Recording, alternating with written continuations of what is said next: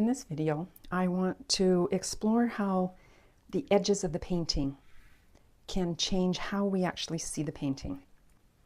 I'm going to make some marks.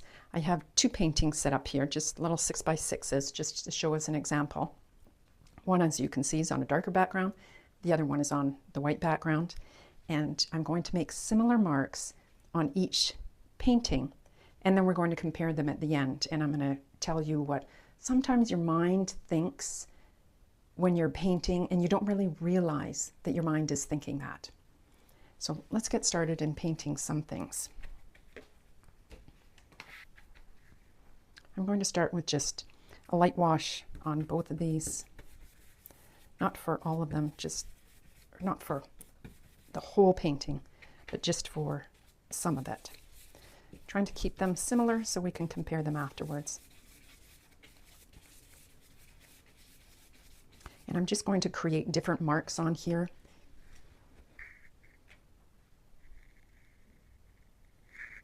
And with this one, let's just put a little bit of a larger mark on here, bigger brush stroke.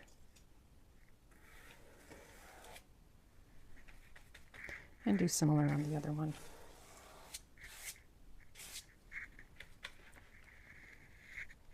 And what else can we do? Maybe we can add, maybe we add a shape on here. And if you were just wanting a shape, let's see what we can do with it.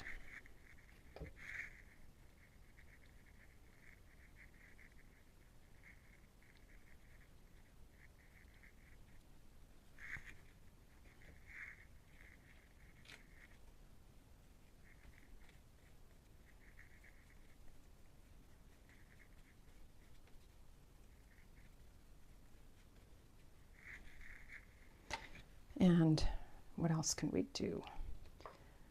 Maybe some texture. We'll use an oil pastel. Add some texture at the bottom. Repetition in lines. See how it looks.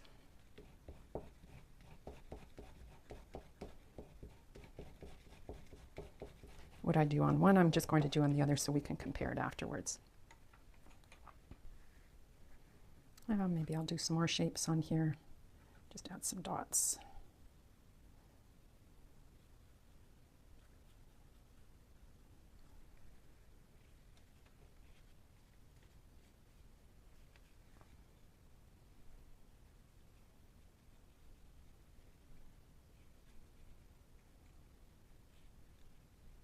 Oh, those are different sizes, but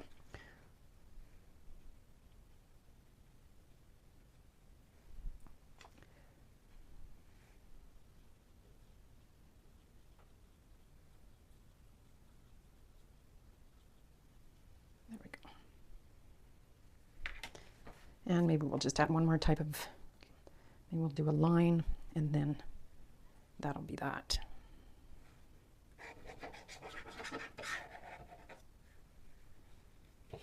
Oops.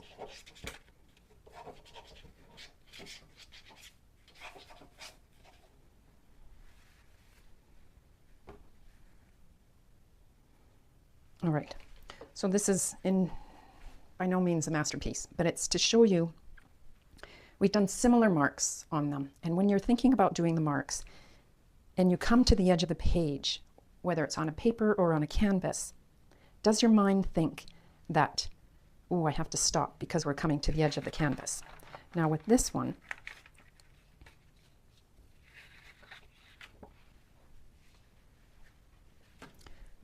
is different. Let's compare these two. Just put these like this. So if you're just looking at this purely for the marks and how they're doing it, when you see the edge of the canvas, are your marks tending to come to not quite the edge, or they'll stop, or they won't start beyond the edge? Whereas in this one, they're going off the edge, things are coming in. It's a little bit more dynamic.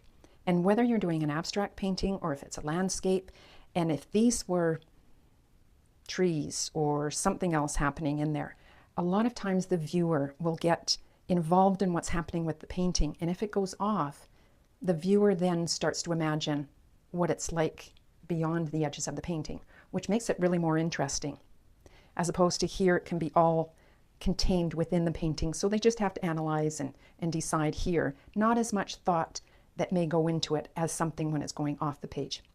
Also, I find that when things are going off the page, the strokes tend to be more confident.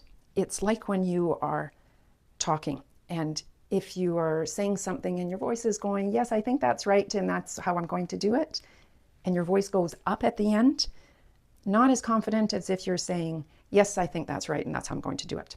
That's just matter of fact, you're doing it, more confidence. And I think that's what comes out also when you're doing the strokes and they go beyond and it expands out into it. I think it gives more confidence as well to how you're painting. And it also is kind of that little thing for saying to your inner critic as well, I'm going beyond my comfort zone of these edges. So you can stay in the background, and I'm just going to go beyond the edges and go beyond my comfort zone. And that's it. I just wanted to let you know this tip for how you can look at paintings and how it can change the perception of how the viewers are doing it. And when we're actually painting, we're not always aware of the kind of strokes that we're doing. So thank you for watching. I appreciate you being here. And if you like it, please give it a thumbs up and be sure to subscribe. And also for my newsletter, because I give additional tips and videos on my newsletter. So sign up below. And if you have any comments, please ask and I will answer your questions or respond to your comments. Thank you. Bye for now.